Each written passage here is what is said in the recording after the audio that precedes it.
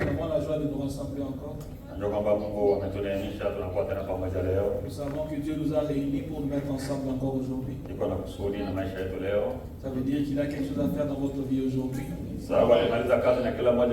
Parce que s'il finissait son œuvre avec l'un de nous, il va nous donner du repos.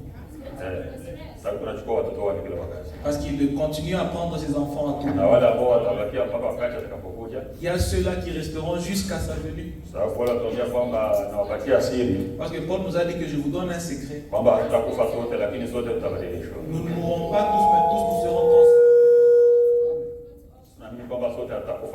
Nous croyons que tous nous n'allons pas mourir. Mais tous nous serons transformés. D'abord, on nous dit que nous sommes les enfants de Dieu. Ce qui sera n'est pas encore, ce que nous serons n'est pas encore révélé. N'est pas encore manifeste. Nous sommes les enfants de Dieu. Mais ce que nous serons n'est pas encore manifesté. Mais quand notre Seigneur apparaîtra, nous ressemblerons à lui. Nous sommes les enfants de Dieu, nous devons croire ces choses. Dieu nous a adoptés, il nous a acceptés dans son royaume.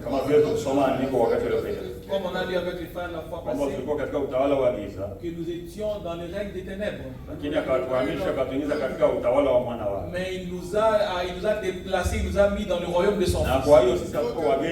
Et sur ce, nous ne sommes plus des étrangers. Nous sommes maintenant les citoyens. Alors les citoyens, ils connaissent tous les secrets de la maison. C'est pour ça qu'on a reçu le message de cet ange qui nous amène jusqu'à la chambre de l'intérieur. Des secrets qui étaient cachés à toute autre personne. Dieu les a mis clairs devant nous. Des choses que les prophètes ont voulu voir. On leur a dit que ceci ne vous appartient pas. Vous allez endormir et que vous allez dormir en paix. Il y a ceux-là qui viendront là devant. Dans l'âge de l'aigle. Alléluia. Amen. Nous sommes dans un bon moment. Madame dit que si on lui avait posé la question de choisir l'âge dans lequel il aimerait bien vivre, il a dit que je choisirais ce même âge ici. C'est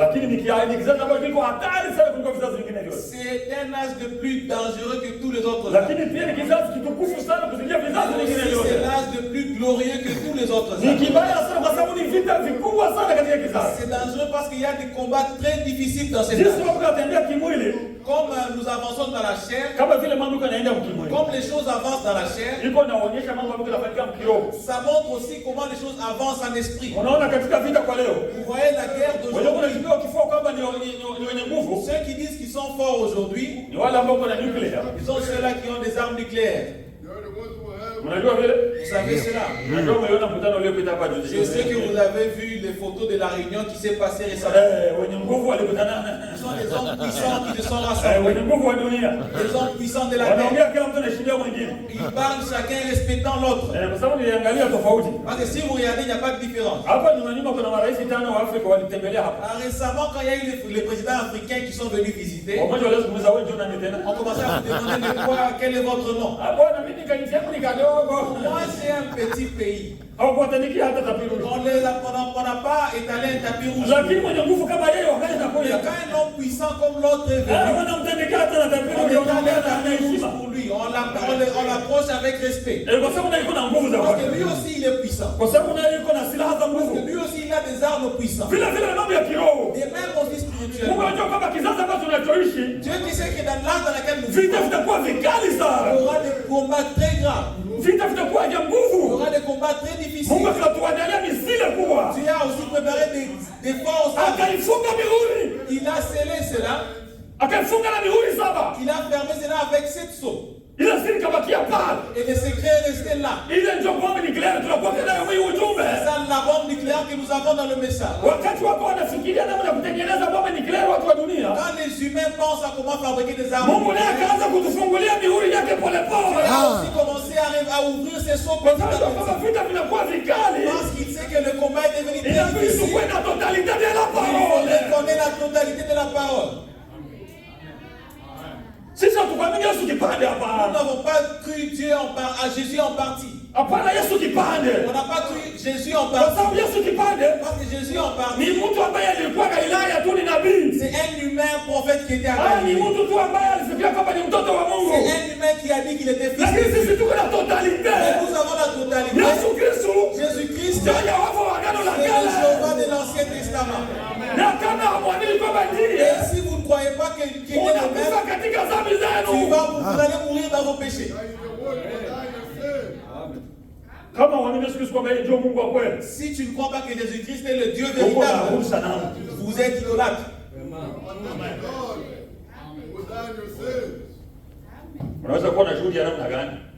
Tu peux avoir le courage. Vous pouvez avoir assez de courage. Vous pouvez avoir midi. Vous allez à la réunion tous les jours. Mais si vous n'avez pas cette révélation, que Jéhovah de l'Ancien Testament, c'est Jésus-Christ du Nouveau Testament.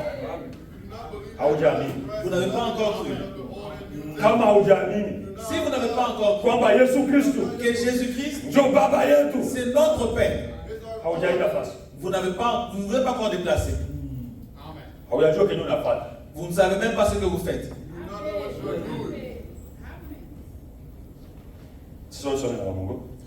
On va se lever pour lire la parole de Dieu. On va aller dans le livre de Jean, au chapitre 11. On va commencer à partir du 21e verset jusqu'au 25e. Jusqu'au 27e. Tunasoma Yesu Kristo. Basi Martha akamwambia Yesu, Bwana, kama ungalikuwa hapa ndugu yangu hangalikufa. Lakini hata sasa najua ya kuwa yoyote atakayomwomba Mungu, Mungu atakupa. Yesu akamwambia, ndugu yako atafufuka.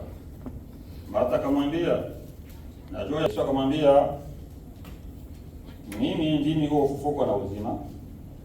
Yeye aniaminie mimi, ajapokufa atakuwa anaishi. Naye ila aishie na kuniamini hatakufa kabisa hata milele. Je, unasadiki hayo? Akamwambia, naam Bwana, mimi nimesadiki ya kwamba wewe ndiwe Kristo mwana wa Mungu,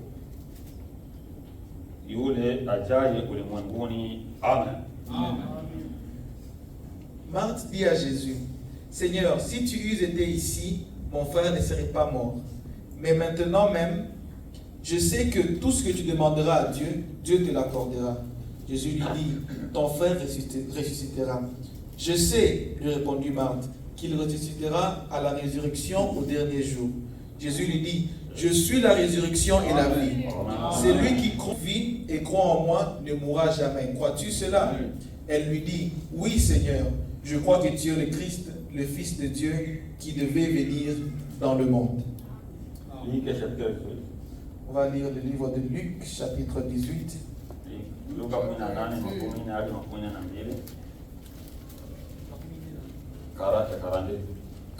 Luc 18, à partir du 40e verset au 42e verset.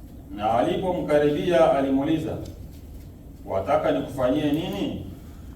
Akasema, Bwana, nipate kuona.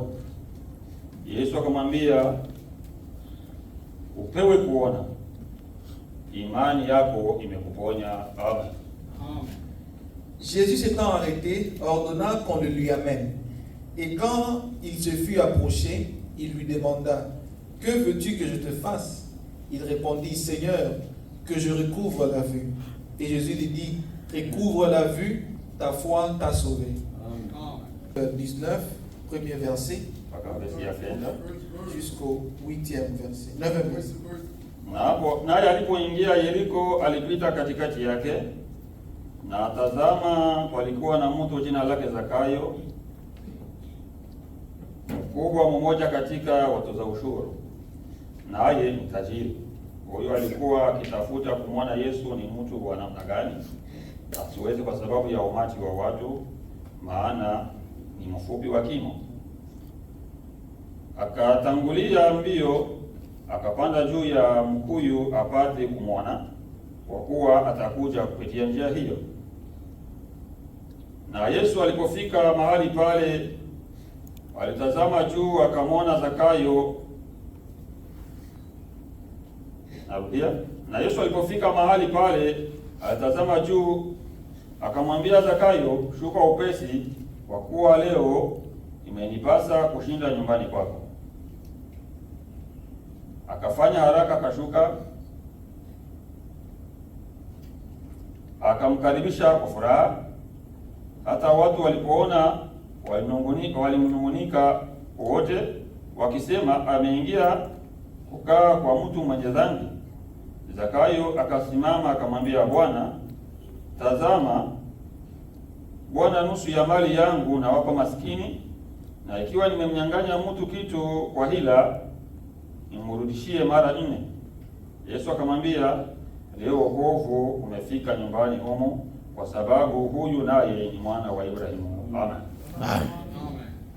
Jésus étant entré dans Jéricho, traversait la ville, et voici un homme riche appelé Zachée, chef des publicains, cherchait à voir qui était Jésus.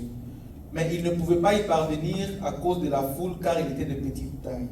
Il courut en avant et monta sur un sycomore pour le voir, parce qu'il devait passer par là. Lorsque Jésus fut arrivé à cet endroit, il leva ses yeux et lui dit, Zachée, hâte-toi de descendre, car il faut que je demeure aujourd'hui dans ta maison. Zachée se hâta de descendre et le reçut avec joie. Voyant cela, tous murmuraient et disaient, il est allé loger chez un homme pécheur.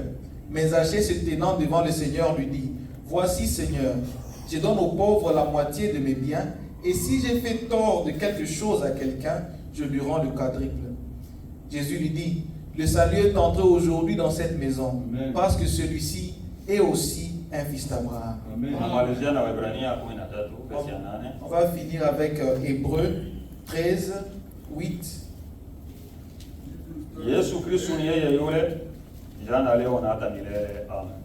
Jésus-Christ est le même hier, aujourd'hui et éternellement. Amen. On va prier. Nous te remercions, Créateur du ciel et de la terre. Merci pour ce bon moment que tu nous as donné. Nous sommes venus t'écouter parler à nos âmes. Reçois-nous, Seigneur. Parle-nous comme un père qui parle à sa famille. Là où nous fauchons, que tu puisses crier sur nous. Et que tu puisses amener l'ordre dans nos vies. Que nous puissions avoir la peur de ta parole. Et que nous puissions aussi te respecter comme tel. Bénis chacun de nous qui est venu ici. Et que chacun retourne avec ce que tu avais préparé pour lui. C'est au nom de Jésus-Christ. Amen. Amen. Nous nous asseoir. Aujourd'hui, nous avons quitté un peu notre enseignement. On amène une autre petite chose. On amène un petit évangile. Jésus-Christ est le même hier, aujourd'hui et éternellement. Est-ce que vous croyez cela? Jésus-Christ est le même aujourd'hui et éternellement.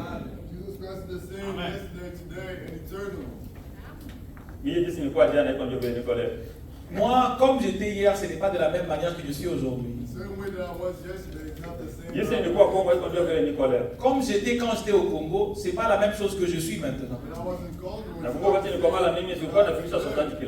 Et en grandissant, je n'avais même pas 60 kilos. Mais aujourd'hui, je suis au-delà des 100. Est-ce que vous pouvez dire que je suis le même?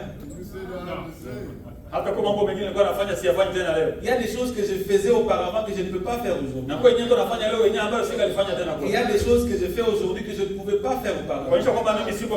Ça veut dire que moi je ne suis pas le même. Mais ici il est dit que Jésus-Christ est le même. C'est une bonne chose. S'il est votre ami, lui il reste le même. Comme vous l'avez reçu, c'est de la même manière qu'il est. Alors si vous rencontrez un ami qui ne change pas, comme vous l'avez reçu, quand tu l'as reçu, tu l'as rencontré, vous avez marché ensemble, Depuis lors que vous l'avez rencontré, il reste le même. Celui-là, c'est un véritable ami. Celui-là, c'est un ami que vous devez marcher avec à tout moment. J'ai pensé qu'on pourrait amener un petit évangile. Mais n'oublions pas qu'on a arrêté ici. Dieu voulant, on va continuer avec notre enseignement. Mais je pensais qu'on pourrait amener un petit évangile parce qu'on veut arriver déjà à Babel. Et à Babylone, c'est la confusion.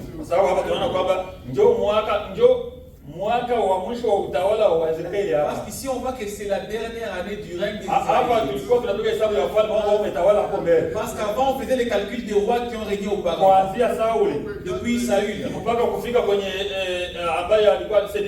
Jusqu'à celui qui était à Sédéchias. Celui qui était appelé Matania auparavant. Son nom a été changé à Sédéchias. Qui était le dernier roi avant qu'il aille à Babylone. En d'autres termes, c'était ça la fin du règne des rois israélites. Alors depuis ce moment, Israël n'a pas encore eu un autre roi. Ils ont la promesse de recevoir un roi. Depuis les temps qu'ils sont partis à Babel, ils ont été dominés par d'autres nations.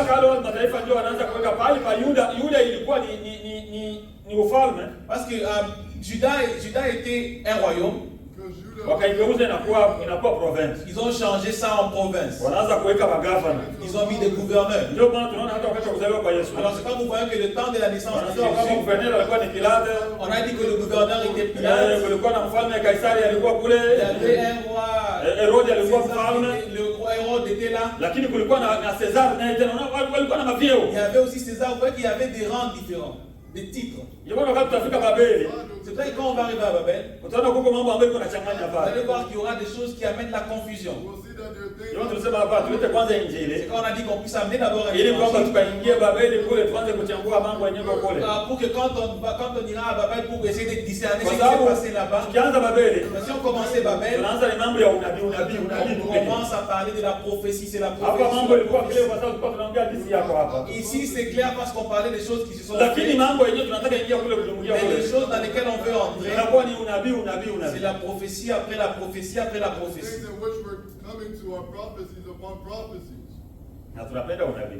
Mais nous aimons la prophétie. Mais nous aimons la prophétie qui va s'accomplir.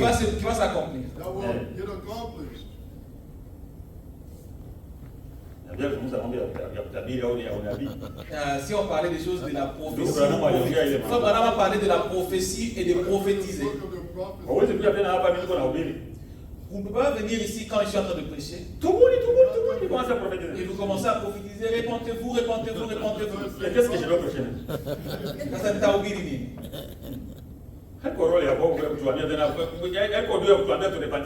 Ce n'est pas un don que vous pouvez utiliser pour vous dire de nous repentir. Celui qui dira aux âmes de se repentir, c'est la prédication de l'évangile. Et je ne peux pas permettre que vous puissiez faire du bruit, on va vous faire taire. On va dire que vous êtes en train de consommer mon temps de prêcher. Si on vient ici avec cet évangile, c'est pour allumer le feu. Que le feu de l'évangile puisse allumer, les gens puissent trembler, que les gens puissent avoir crainte de l'Éternel. Parce que le Dieu dont nous parlons, c'est Dieu. Lui-même, il est saint. Il veut que les gens qui l'approchent soient saints. Que nous venons avec crainte, sachant que tout peut arriver. Alors quand nous venons ici, il faut bien se préparer. Il ne faut pas venir regarder. Il ne faut pas regarder les faiblesses de tout. Regardez vos propres faiblesses. Ici, nous utilisons la houe. Ce n'est pas la bêche. La bêche, vous jetez sur quelqu'un d'autre. Mais la houe, vous tirez vers vous-même. Quand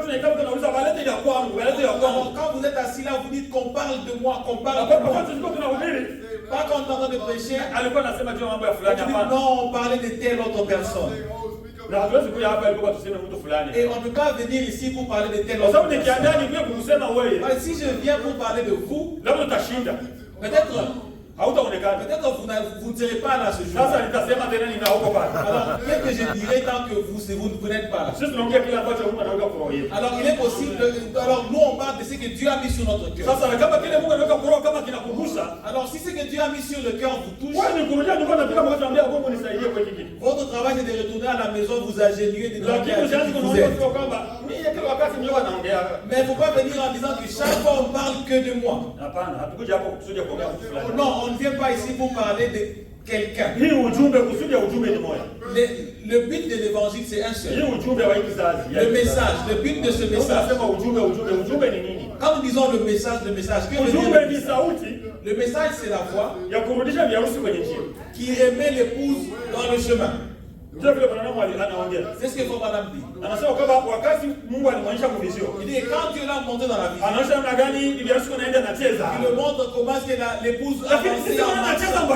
Alors en dansant dans le chemin, elle est en train de dévier. On a dit pendant ton travail, il a dit de retourner sur le chemin. Alors quand il sort, il devait le crier dessus pour retourner dans le chemin. C'est ça l'évangile que nous avons. Quand les choses partent de côté, nous crions. C'est la voix pour crier sur l'épouse d'être droit. Parce que nous sommes en chemin pour rencontrer l'époux. C'est comme Esther quand elle a été mariée. Il fallait qu'il ait quelqu'un pour la préparer. C'était un moment de se maquiller. Chacun avait quelqu'un qui lui maquillait. Alors il fallait que Esther aussi ait Mardoché de son côté. Il va lui dire comment est-ce qu'elle pourra approcher le roi. Aujourd'hui, toutes les dénominations disent qu'ils se préparent pour rencontrer Jésus. Chacun de sa propre manière. Chacun se prépare de sa propre manière. L'épouse de Jésus-Christ aussi. Elle se prépare aussi de sa propre manière. C'est-à-dire que Dieu nous a envoyé ce message pour mieux nous préparer. Faites vos projets. Prenez vos responsabilités comme il le faut. Faites tout ce que vous voulez faire. Si vous voulez marier, ne n'oubliez pas une chose, il vient bientôt.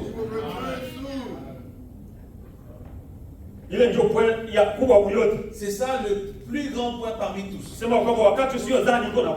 veut dire qu'il peut venir à n'importe quel moment. Il peut venir au moment où vous ne l'attendez pas.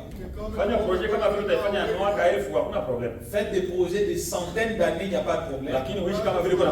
Mais vivez comme s'il venait cette même minute. C'est ça le but du message.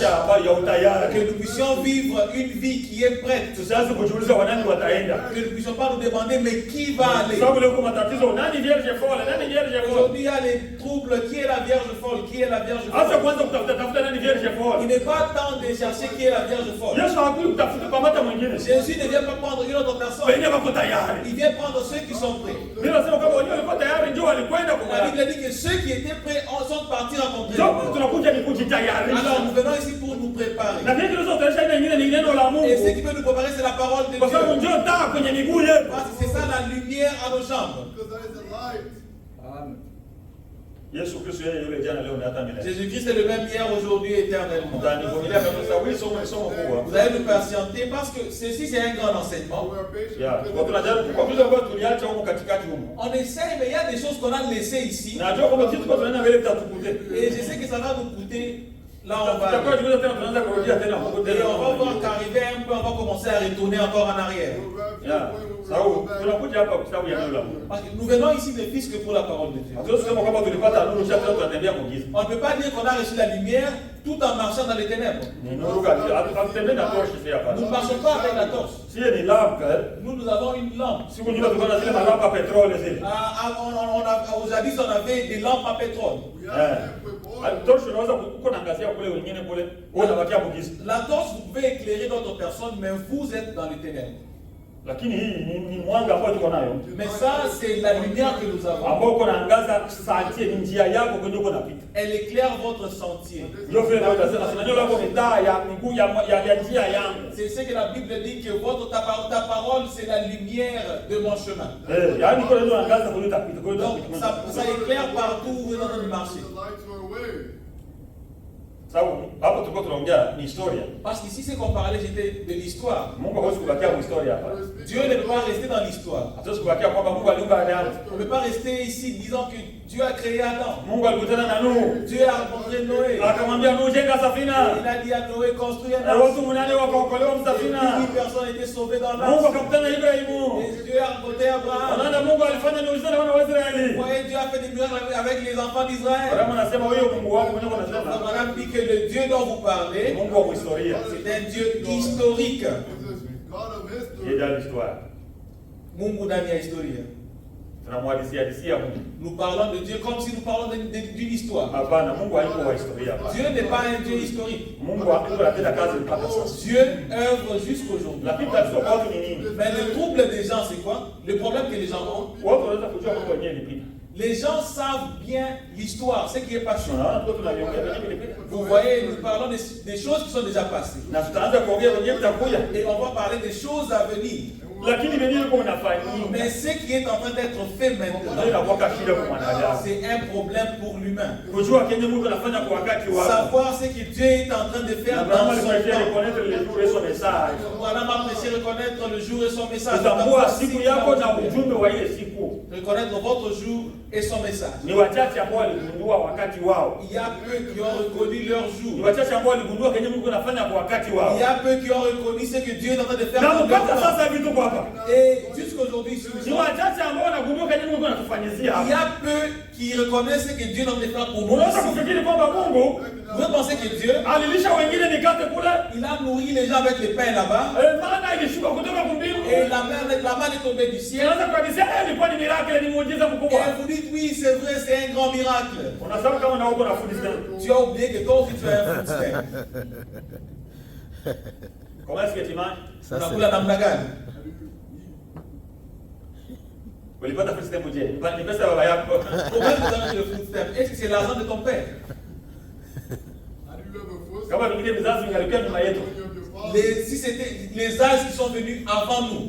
Kama vingine vizazi vitakuja nyuma yetu. S'il y aura d'autres âges après nous. Wanamwambia kwamba sisi tulikuwa tunaishi, wanakupatia food stamp unakula. Et qu'on leur racontait une histoire disant que nous on vivait, on nous donnait des food stamps et on mangeait. Tulikuwa tunaishi yenyewe, Mungu aliwafanyia muujiza. Ah, ils diront, mais Dieu a fait des miracles. Comment est-ce que Si venye nayo hatuioni kwamba ni Mais muujiza. nous qui sommes là, nous ne voyons pas que c'est un miracle.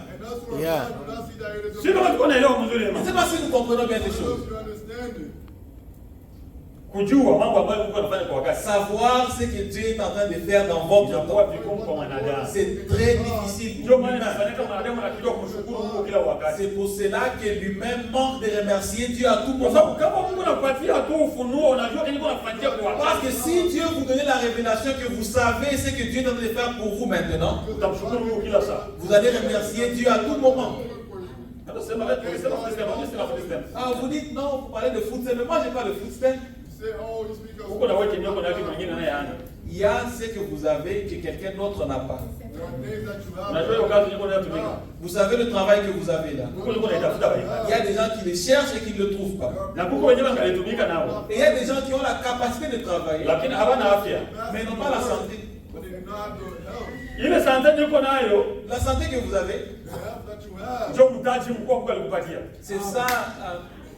Lo capital, le capital. C'est le grand capital que Dieu vous a donné. Kwa sababu kila business unakuwa capital. Parce que dans chaque affaire, quand on fait des affaires, il y a un capital. Uko na kwetu nasema mtahe, yani uko na churuza, il faut kuwa na capital. Vous voyez, quand vous faites des business, vous devez avoir un capital. Ndio maana wakati tunaomba Mungu nisaidie leo nipatie afya nyingi mkazi. Alors quand vous rêvez, vous dites Dieu aide-moi, donne-moi la santé de travailler. Ndio maana David kumwomba Mungu kushukuru Mungu kila saa. C'est cela qu'il faut remercier Dieu à tout moment. Tujifunze kwa viumbe vingine vyote. Nous devons apprendre d'autres animaux, d'autres créatures.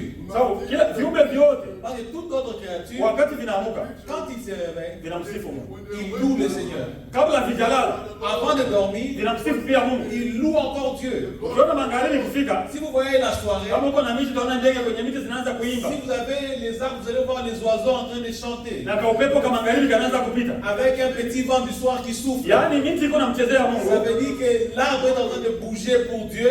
Wakati ndege ziko zinaimba. Quand que les oiseaux sont en train de chanter. Nani mwenye ko distrait? Qui est distrait? Mwanadamu. C'est l'humain.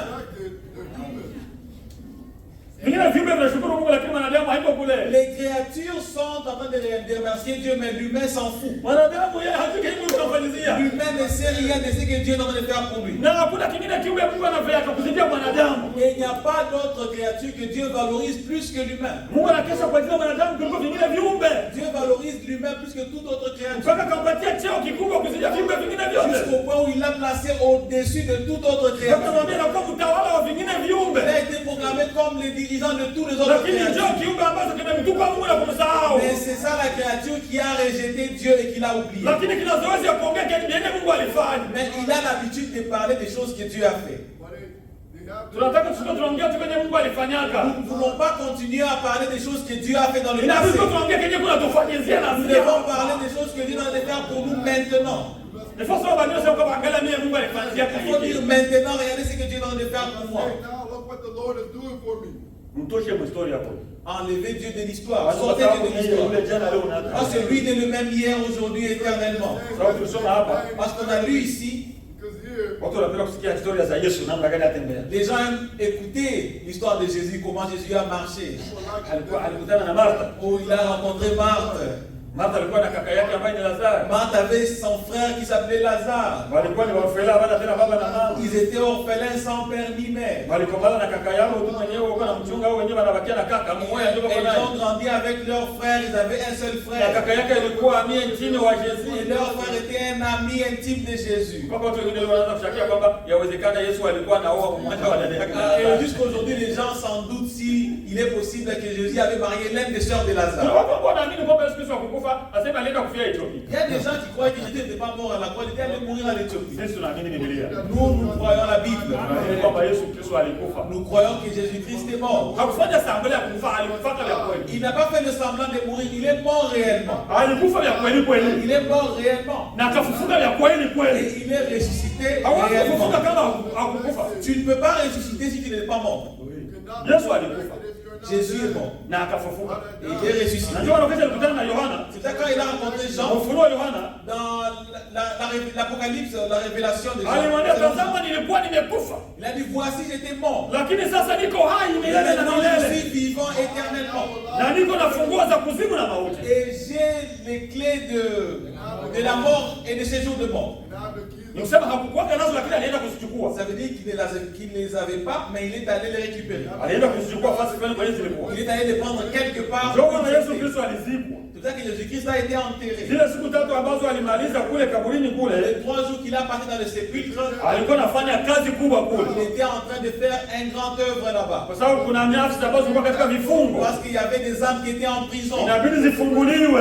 Il fallait qu'ils soient libérés. Kuna ule mkubwa ambaye alikuwa na Il funguo. y a celui-là qui avait les clés. Wakamnyang'anya funguo. Il lui a arraché les clés. Ndio maana zionyesha Yohana tazama alishakuwa na funguo. Et c'est ce qu'il a montré à Jean en disant que voici j'ai les Ndio clés. tunaamini kwamba tuko na ushindi, tuko na Yesu. C'est ça que nous croyons que nous avons la victoire en ayant Jésus. Sasa akajikuta ni rafiki mkubwa wa Lazaro. Alors il était un véritable ami de Lazare. so he was afraid of Rafiki anagonjwa.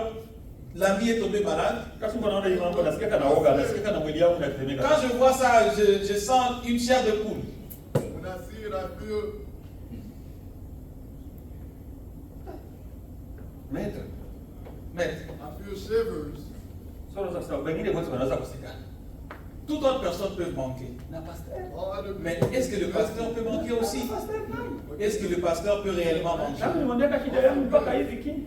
Depuis que je lui ai parlé de mes problèmes jusqu'aujourd'hui, Hauelewa kipindi uko. tu ne sais pas l'époque dans laquelle tu es. Hauelewa kipindi yenyewe kwa. Tu ne sais pas l'étape dans laquelle tu es. Voilà. I know the step and Hauelewa etape yenyewe Mungu anakuingiza. Tu ne sais pas l'étape dans laquelle Dieu t'a introduit. Wakati Mungu anakuacha kwa etape wewe na yeye Il pekee. y a des fois, Dieu te met dans une étape où tu es seul avec lui. Kama unagundua kipindi chako, Si tu réalises l'étape dans laquelle tu es, utakuwa pause. tu seras posé. Utatulia.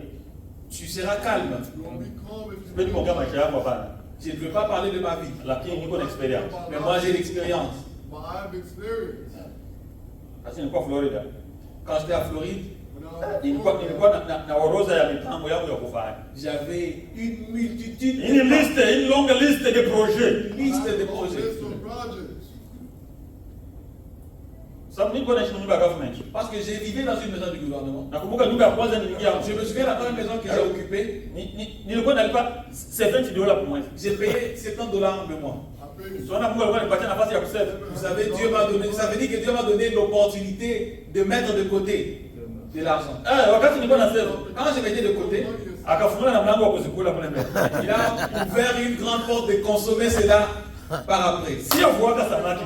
Je n'ai jamais pêché les poissons. Lakini wewe ukakuwa kwamba nitengeneze na mitumbi ya kupesha. Mais une pensée m'est venue à fabriquer des filets à pêcher.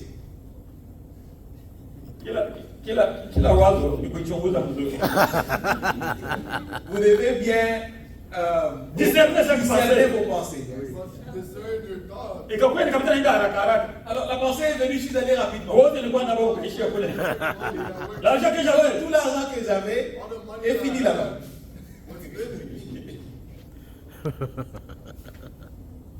wakati nilishia kule, Quand c'est fini là-bas, ndio sauti ya kuniambia, c'est quand la voix est venue me dire, That is when the Ukue voice pole is pole. talking. Uende pole pole, vas-y petit à petit, va lentement. va lentement. Uko haraka unini? Tu es trop pressé. You are in a Tangu hurry. hiyo wakati Depuis ce moment-là, sikalaki tena mbio mimi. je ne suis jamais pressé. I'm never in Acha a niwashoke hurry. kidogo. Najua niambia kata tu kuomba ile mama. Je vous dis, j'ai déjà raconté l'histoire à frère Omba. I tell Acha you, niambia frère, kwa nini unajua wewe sisi ni? LCC, moi aussi. Pesa watu. C'est de l'argent rapide. Kwa kuna mimi nalipenda Je lakini dis, frère, moi aussi je le veux. acha niende Mais nilikuwa naenda pole pole. on m'a déjà donné l'avertissement d'aller lentement. but we must go slowly.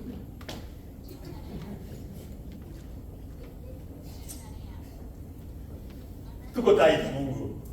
Nous sommes les aigles de Dieu. Praise of the Lord. Sio ile mtu bwana nielewa kile Je ne kitu. sais pas si vous comprenez cette chose. Ndio nilifanya karibu mara nyingi mara frère, tuko kufanya Il y en a vraiment suivi parce que 3-4 fois, na frère. nikaomba tu nimwambie vile nimwambia ndio mie. Moi j'ai dit la vérité, dit frère, moi, Nishakuwa kwenda pole pole. on m'a déjà donné l'avertissement d'aller I lentement. was already given the advice to go slowly. Mungu ni mzuri. Dieu est bon. God is good. Mtoto wa Mungu twende pole pole. Les enfants de Dieu, allons-y lentement. Children of God, go slowly. Mungu ana projet nzuri kwa maisha yetu. Dieu a de bons projets pour nos vies. God has good projects. Sasa unakuwa vitu vinakuwa vigumu. Des fois, vous voyez les choses deviennent compliquées, Wakati difficiles. inakuwa vigumu sana ndio uko na mlango pale. Quand ça devient difficile, c'est là que la porte va se manifester.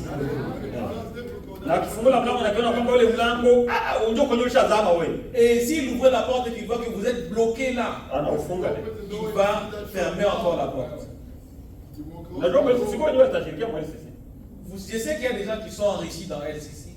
Lakini kwa wengine wenyewe washaombea. Il y a aussi des gens qui ont perdu dans Ndio LCC. vile vinakuwa. C'est comme ça que les choses marchent. Anasema ndio kunisema kama ingine kikwea tusiingie, mimi siyasema Non, vile. frère, vous dites que si un autre venait, qu'on ne puisse pas entrer à l'intérieur. Je n'ai jamais dit ça. Na sitasema kabila Et basi. je ne dirai jamais cela. Kwa sababu sijui baraka zako zitatoka. Parce que je ne sais pas d'où viendra votre bénédiction. Lakini yeye ashaniambia niende pole pole. Mais pour moi, on m'a déjà averti d'aller lentement. Kama ndio nyingine naangalia mimi naenda hapo pole Alors, pole. il y a des autres choses, vous pouvez me dire, je vous dis, bon, moi je vais aller lentement. Sababu najua kwenye shoka yenyewe nishakapata na hiyo. Parce que je sais le choc que j'ai déjà reçu. Because I know the blessings that I received, the advice that I received. Tuko Yesu rafiki wa Lazaro. Jésus, ami de Lazare.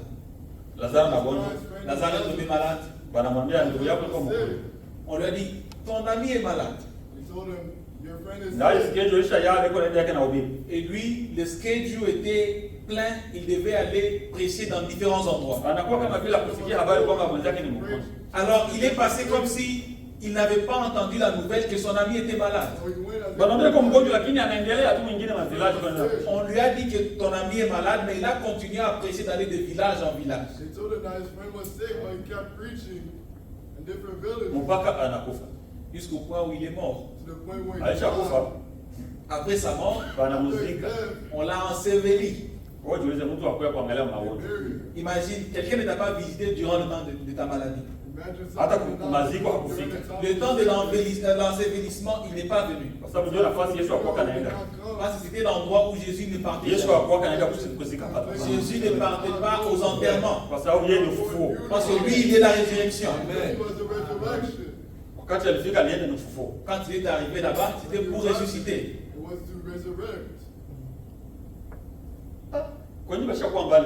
Alors, là où il était déjà, il avait avancé déjà.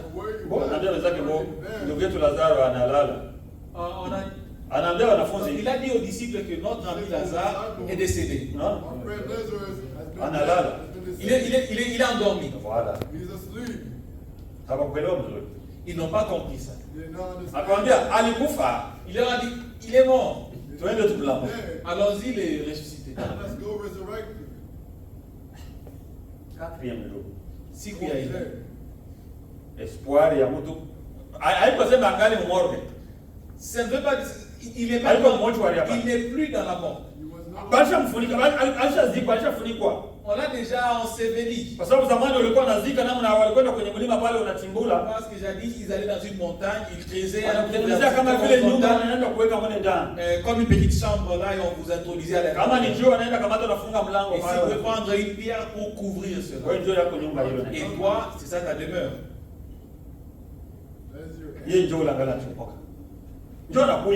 C'est là qu'il est arrivé maintenant. Quand il est arrivé, c'est lui qui est.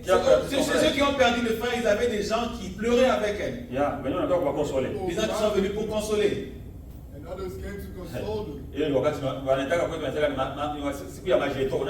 On appelle ça chez nous le jour des jetons. Et si c'est pas ça veut dire qu'on vous jette des paroles. On vous aide des paroles ce jour-là.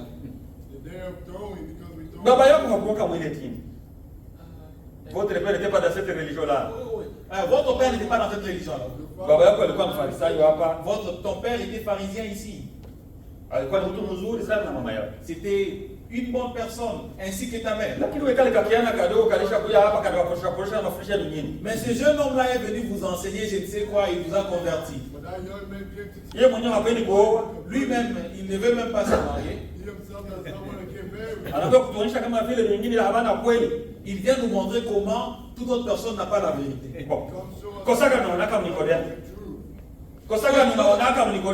quelle est l'erreur que tu as vue dans Nicodème?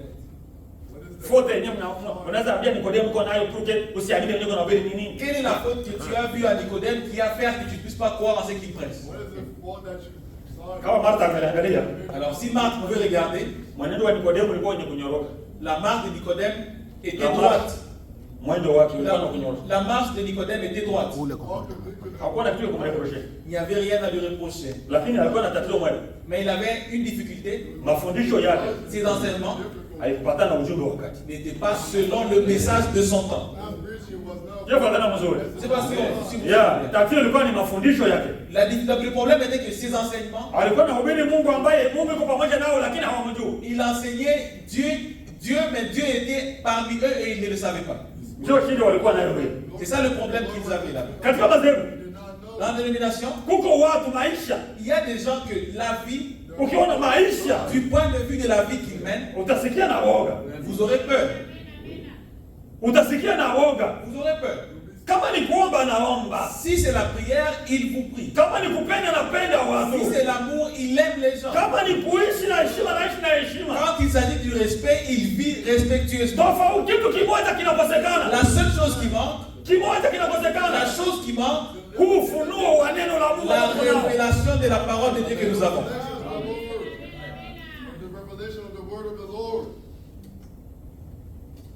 Lazaro aliona kitu kingine tofauti ndani ya Yesu Kenya kikuwa ndani ya ubiri wao. Lazare avait vu quelque chose d'unique en Jésus qui n'était pas parmi tous les autres enseignants. Na walikuwa wanaamini et ils le croyaient. Nafika kipindi sasa wanatestia imani. Alors vous arrivez à un moment où votre foi est mise à la balance. Abandonné de tout le monde. Unaachiliwa na kila mtu. Mais vous dites, mais ces gens, ils n'ont pas de l'amour. Dans Dans leur réunion, ils ne prêchent jamais l'amour. Ils ne prêchent jamais la communion dans leur rassemblement. Ils le prêchent. Ils prêchent l'amour. Mais si vous voyez en ces gens-là, c'est vrai qu'ils sont remplis d'amour. Ils sont remplis d'amour.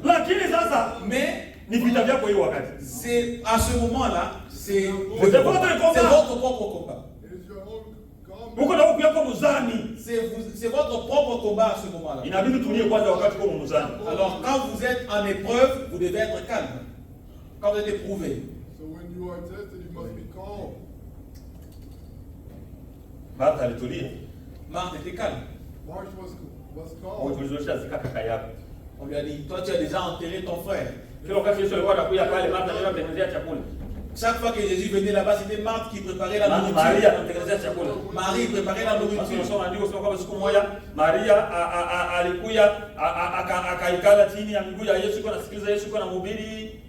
Et la Bible dit qu'à un moment, Marie était venue. Quand Jésus était venu, Marie était là au pied de Jésus, écoutant ce que Jésus était en train de parler. Marthe aussi occupée en cherchant de quoi manger.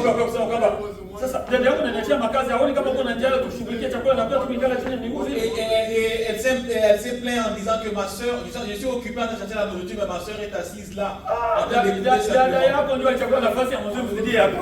c'est la soeur qui a choisi un meilleur endroit que toi.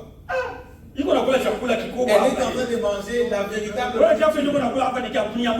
Toi, tu manges la nourriture temporaire. Mais là où elle est assise ici, c'est là que tout homme doit être assis. C'est pas qu'on dit aux gens que vous qu'on a face. Vous êtes ici, vous êtes dans un bon endroit.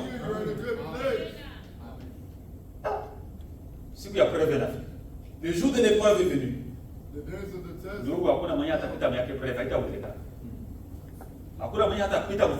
Frère, il n'y a personne qui va échapper les épreuves. Tout le monde passera par des épreuves. Pour que vous restiez avec une seule chose. Que le seul fidèle, c'est Dieu.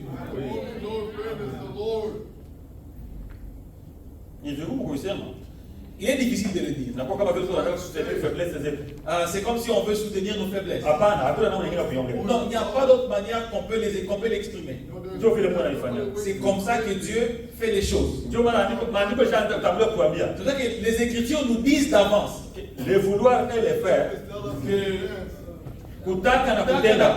C'est Dieu qui les produit en nous. God has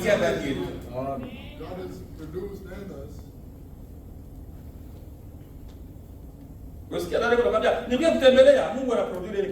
Si vous voyez la soeur venir vous dire, je suis venu vous visiter, c'est Dieu qui a placé ça en elle. Sans cela, elle ne saura jamais vous visiter.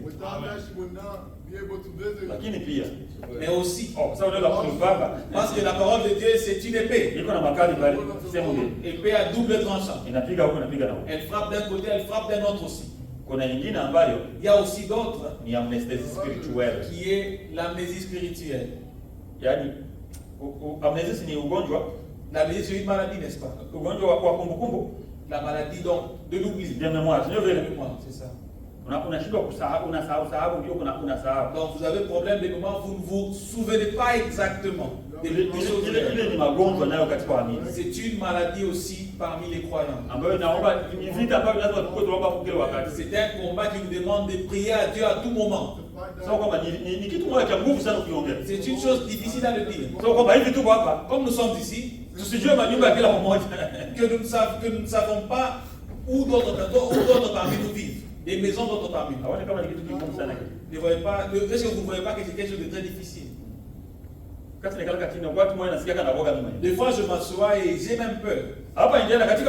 Ici, Indiana, charnellement, j'ai ma tante. Et j'ai 2 ans ici, on ne s'est jamais rencontrés. Peut-être qu'elle aussi ne sait même pas où je vis. Et moi je ne sais pas où elle vit. Vous voyez ça? Tutaongea siku nyingine juu ya amnesia. On va parler de ça un jour, au sujet de l'amnésie. Kuna usingizi wa kiroho. Voir comment est-ce que nous sommes amnésiques. Na hii ni hatua kubwa. Or que ça, c'est un grand pas. That's a great La step. communion. Communion.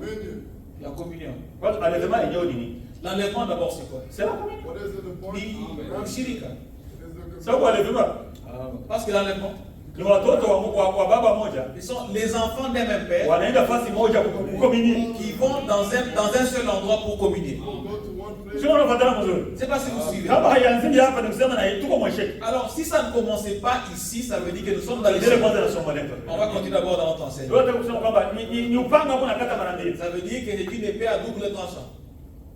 Wakati mwana kuweka mroho wote angalia ndio ufanye haraka kutoka nini. Alors, si Dieu plaçait cela dans votre cœur d'aller visiter le frère ou la sœur, efforcez-vous de le faire. Akikuingiza tu ile wazo. Si Dieu vous donne cette pensée-là, Fanya haraka kutoka Get nini. you down thought. dépêchez-vous d'aller le faire. Sababu kama unakawia tu kidogo. Parce que si vous tardez, Utapata ka usingizi kingi. vous aurez une amnésie. Sio kama tuko naona mzuri. Je ne sais pas si vous suivez cela bien. I don't Sasa hapa know. Alors ici, Martha huko nalia unaomboleza, Marthe pleurait et gémissait.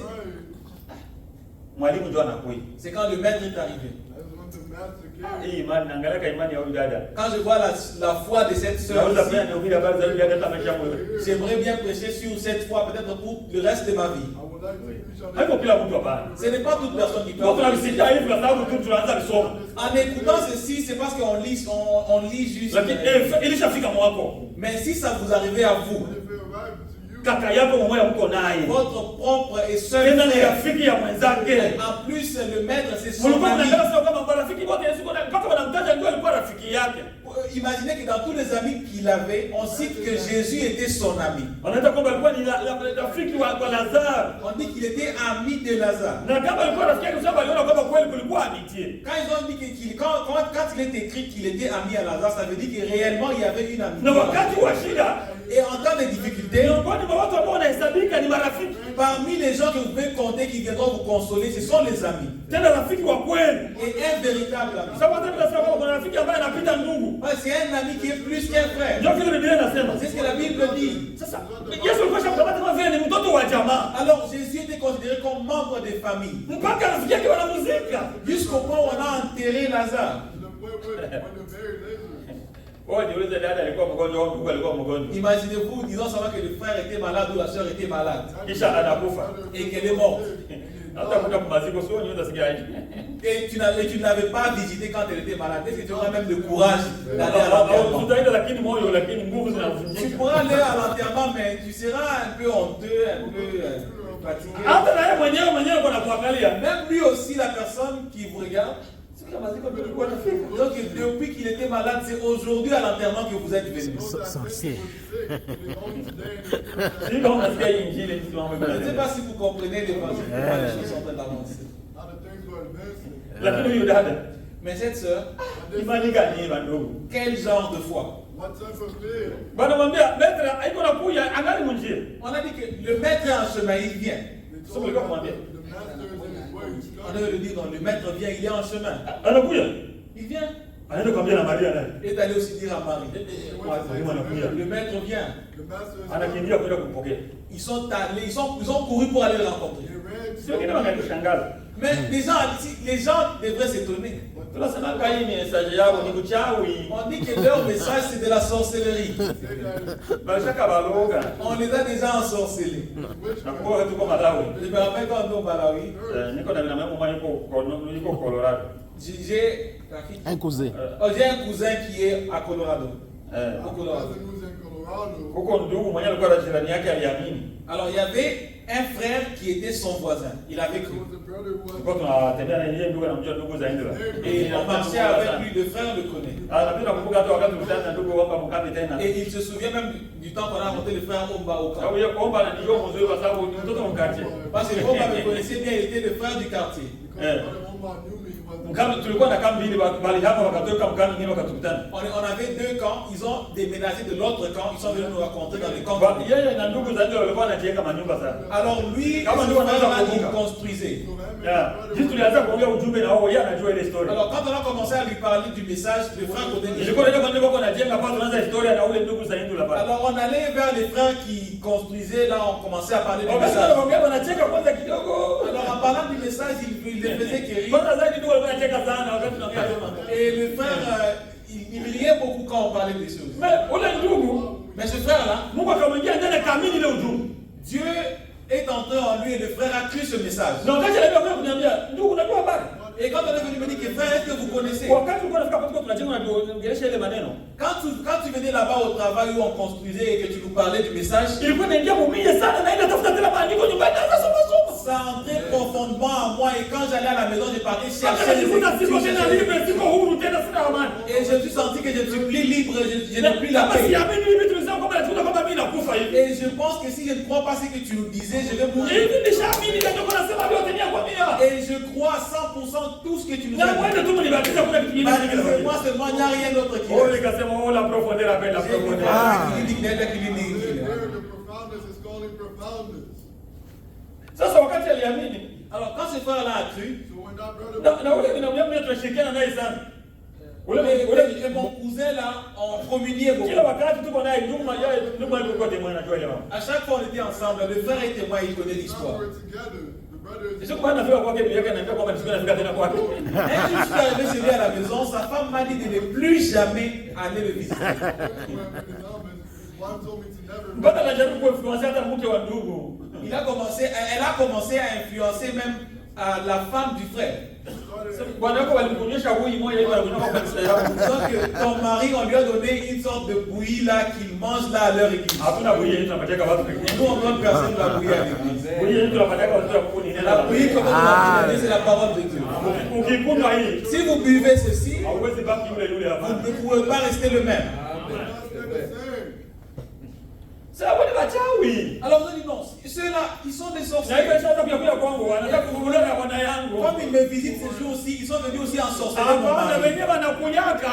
Non, non, ceux-là qui viennent, Walijulikana na Mungu tangu misingi ya ulimwengu ils kuwekwa. ont été connus par Dieu avant la fondation du monde. Kama ukuteuliwa kuamini ujumbe, Si vous n'étiez pas élu pour croire ce message, hata kama ujumbe wenyewe unaweza kuwa nyumba yako. même si les messagers venaient chez vous à la maison, Wewe hauko mwana ujumbe. vous n'êtes pas un croyant du message. Mungu atufundisha habari za mke wa Lutu. On nous a parlé ici de la femme de Lot. Mke wa Lutu alipokea wajumbe. La femme de Lot a reçu les messages. Wajumbe walifika mwake. Les messagers sont venus chez elle à la Aliwatengenezea maison. na chakula. Elle les a préparés à manger. Walihubiri na ujumbe wa wakati. Ils ont prêché le message du Bali temps. waonyesha wenyewe wanakuja Elle les kufanya. a montré ce qu'ils sont venus Kwa sababu faire. ujumbe wa là-bas. wakati ilikuwa ni message yenyewe ikafanyika kule Parce que wakati. ce message était le message de ce qui devrait se passer là-bas à Sodome. Lakini Mais What would happen over there? hakuokolewa. elle n'a pas été sauvée. But she had not been saved.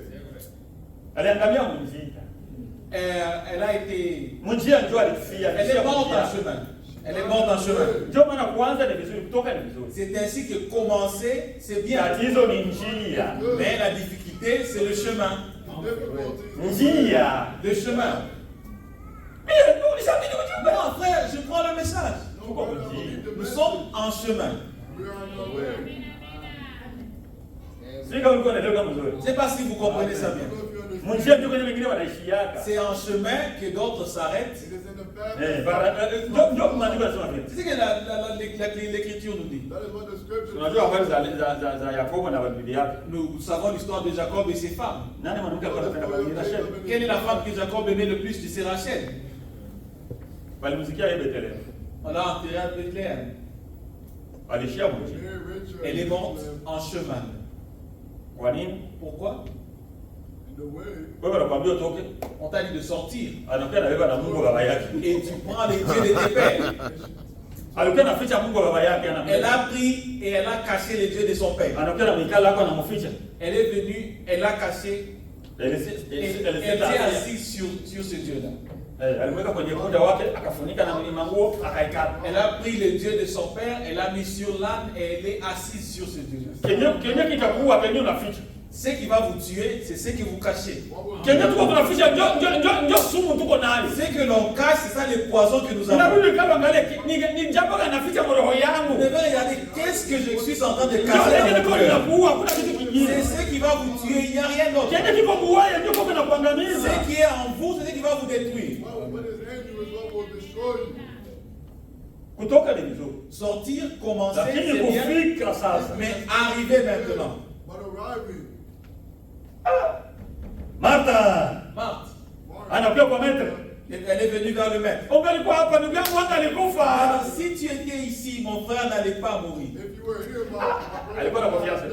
Elle avait la confiance. You have confidence. Alijua kwamba wewe ni uzima. Mais je sais que toi, tu es la vie. But I know Kwenye huko kifo akifikaki. Là où tu es, la mort ne peut pas oser. where you are, death cannot come Yeah. forward. Jésus akiwa pale, Si Jésus est là, uzima uko pale. il y a la vie. There is life. Jésus akitoka, Si Jésus quitte, kifo kinaingia. la mort entre. Death enters. Shetani anakuja kuangalia kama Jésus hayuko anakuja kucheza. Le diable, il vient regarder. S'il n'y a pas Jésus, il entre. Il vient jouer. Il vient jouer. There's no, if Jesus Lakini kama yuko, Mais si Jésus est là, angalau huyu bwana yuko hapa. il voit que ce monsieur-là est là. Chunga toke. Il va attendre que Jésus puisse quitter. Ndio na hata kama nikupreshia le témoignage en mer.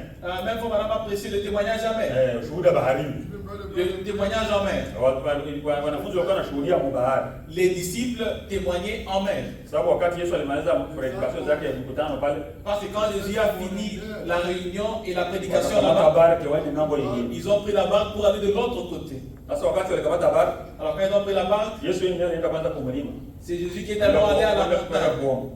pour aller prier. Wanafunzi wakachukua wanapanda mchombo wao wenyewe wanaenda. Les disciples sont montés dans la barque et ils sont partis d'eux-mêmes. Wanaanza kushuhudia mambo yenyewe yanafanyika. Ils ont commencé à témoigner des choses qui Kila sont mtu passées. analeta yake témoignage, Chacun a son témoignage, l'autre son témoignage. l'autre son Jinsi wako témoignage. naenda unatemwanye. Alors en témoignant comme cela, Shetani naye akaangalia, le diable a vu, akaona ni class moja ya kuchezea hii. il a vu que là c'est un endroit où je peux aller jouer. Hata kama uko na témoigner makubwa, Même si tu témoignes de grandes choses, mais inakuwa bon terrain. mais c'est un bon terrain. Kwa nini? Pourquoi? Maître haiko pale. Parce que le maître n'est pas là. because the master is not there. Tunapatana Je ne mzuri. sais pas si vous suivez bien. Hata kama uko na témoignage vile. Même si vous avez des témoignages comme Comme le ça, maître n'est pas là, ici, mwalimu haiko, je peux bien attaquer. naweza nikashambulia. Ah, kwa témoignage. En train de témoigner. Wanasikia chombo kinaanza piga. Ils ont vu la barque a commencé à Pepo bouger. inaanza kupiga. La tempête a commencé à frapper. Ni watu wenyewe kwa nazoea bahari. Ils sont des gens qui étaient habitués à la mer. Wanafanya mambo yao yote kwamba wajisogea Alors dunia. ils ont essayé de faire toutes choses pour se sauver. Wacha Ça n'a kwesha pas kwa marché. usiku gize shaka mata. Parce qu'il faisait déjà un peu sombre, c'était presque la nuit. Because it was almost Anaanza lalamika watu wanakufia hapo. Ils ont commencé à crier, oh, on est mort They ici. started screaming, Mon "Oh, giza. we're dying Dans here." les ténèbres, Upepo uko napiga. la tempête, Kisha tena muone tena mtu kuna tembea kwa bahari. et vous voyez maintenant un homme qui marche sur les eaux. Ah, ndio shida nyingine inakuja. Là, c'est ça la difficulté maintenant qui est Ah venue. non, c'est votre salut. Ni wokovu Salut yenu. inakuja. Wokovu yenu C'est ça qui est unafika. venu. The salvation arrived. Wakati tunaangalia huyo ni Quand ils ont regardé, nani? mais qui est celui-là? When they looked and said, "Who is that man?" Mungu ni mkuu. Dieu est grand. God is grand. Wakati tunatembea kwenye bahari ya maisha. Quand nous marchons sur la mer de la vie, Huko mwenye alipanda yulu. il y a celui qui est monté en haut. Yuko naangalia kwenye tuko matatizo. Il est en train de regarder quand nous sommes en difficulté. Pour qu'il puisse intervenir wakati Pour qu'il puisse venir intervenir en son temps. Jésus Christ le même hier aujourd'hui. Yesu Kristo ule jana leo mpaka milele. Ndio maana alipaa. C'est pour ça qu'il est monté. That's why Yuko natuangalia. Il nous regarde. Kama tuko matatizo. Si nous sommes en difficulté Tukilalamika Bwana. et que nous crions au Père, Yuko tayari kila wakati. il est là. He's there. Unaona? Na mimi nasema kwamba kama hayuko pale na kwa terrain nzuri ya kitani kuchezea. La Bible dit que s'il n'est pas là, c'est un bon terrain pour le diable de Hapo jouer. walikuwa na témoigner vile wakati alikuja vitu vikaharibika. Même comme il témoignait, quand le diable est venu, les choses sont empirées. Anakuja wanaanza mpaka Pierre nauliza, "Nani wewe ni nani?" Quand il venait, Pierre a demandé, mais qui est celui-là? Si mimi maître hiyo na Il dit, c'est moi le maître qui vient. I'm the master. Mwenye giza kwanza sikuoni hata D'abord, sura. dans les ténèbres, je ne vois même pas ton visage. Hata kama usikizi aonioni sura. Pierre, même si tu ne vois pas mon visage. Kondoo zangu wanasikia sauti yangu na Mais kunifanya. mes brebis écoutent ma voix. But listen to my voice. Tafadhali mzuri. Je ne sais pas si vous suivez. Kondoo hana besoin kutambua sura ya mchungaji wake. Le brebis n'a pas besoin de reconnaître le visage de son berger. Hana shurti moja. Il a une seule responsabilité. Ni kutambua sauti ya mchungaji. C'est de reconnaître la voix de son Kwa sababu berger. mtu mwingine anaweza kuvala mask, Parce que quelqu'un d'autre peut porter un masque anajificha mask ya mchungaji, et il porte un masque du berger, haiko yeye ule. mais ce n'est pas lui. Tunatafuta ni sauti. Nous attendons la voix. We listen to the voice. Walio wa Mungu wanasema maneno ya Mungu. Ceux qui sont de Dieu Those that are the Lord prononcent les paroles de Dieu. pronounce the words of the Lord. Kondoo usikia sauti ya mchungaji wao. Les brebis écoutent la voix du berger. Sasa yeye The voice of the shepherd. Petro anapenda sura kwa. Mais Pierre, lui, voulait d'abord voir le visage. Sauti anasikia nini ya maître la Quand il écoutait la voix, bon, c'est la voix du maître. situation Mais tuko nayo kama alifika la hapa. situation que nous sommes d'abord, la jeunesse dans laquelle nous sommes, comment est-ce qu'il est arrivé? Wakati sasa alisikia sauti atabao kwamba nini ya maître. Alors quand il a écouté la voix, il a reconnu que c'est la voix du maître. Sasa vile ni wewe maître. Mais comme c'est toi le maître, Niruhusu na mimi nishuke mwana. permets-moi aussi de marcher sur les eaux. La voix du maître. Sauti ya mwalimu. Amen. Sauti ya mwalimu inamwambia, La voix du maître lui a dit, wewe shuka njoo. descends et viens vers moi. Come forward. Petro na courage. Pierre avec le courage. Anashuka mwana. Il a sauté sur les Anapiga eaux. pana tembea kwa Il a fait un pas, 2 pas sur les eaux. Did 3 steps on Ni the Petro. water. Ah, c'est moi Pierre. Anashuka. Là, il a commencé à... Wakati anaanza kujiangalia haiko yeye Quand mwenyewe. il a commencé à voir que c'est lui, Hapana kuangalia neno la il ne maître. faut pas regarder à toi-même, regarder à la parole du maître.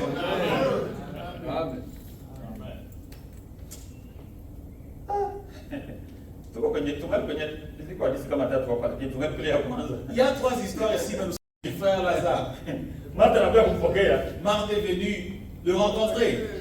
Haiko kila mtu katikati yetu anaweza fanya kile kitu. C'est pas tout le monde parmi nous qui peut faire ce même geste. Ni kuamini kwa nguvu. Ça, c'est une grande foi. That is a grand faith. Kama ungelikuwa hapa ndugu yangu angelikufa. Si tu étais ici, mon frère n'allait pas mourir. Lakini vile ndio kama kile kwamba Mungu anaweza kifanya. Mais c'est que tout ce que tu demanderas à Dieu, Dieu te l'accordera. Kwanza hiyo phrase natafuta ni huyu mama. Mais cette phrase, qu'est-ce qu'elle est en train d'essayer? Sema kwamba kenye unaweza kuomba Mungu yote kunaweza tendeka. Que tout ce que je demanderai à Dieu, Dieu va me l'accorder. Kwamba kenye unaweza kuomba Mungu wewe. C'est que toi, tu peux demander à Dieu, je sais, Dieu va te l'accorder. Ndio kitu na nyaka kwako. C'est ce que moi je crois. Anaanza la kusha mama. Là, elle a commencé à susciter les choses. à susciter les choses. Ngalikuwa hapa hapa alikufa. Si tu étais ici, il n'allait pas mourir. Ah, ndugu yako Ton frère, atafufuka. ton frère va ressusciter. Ya, najua ushatufundisha. Oui, je sais, tu nous as déjà enseigné Siku cela. ya mwisho atafufuka. Tu as dit que le dernier jour, il va ressusciter. Huyu hapana hata tuko siku ya mwisho. Non, il ne va pas attendre le dernier jour. Mimi ndio resurrection mie. C'est moi la résurrection.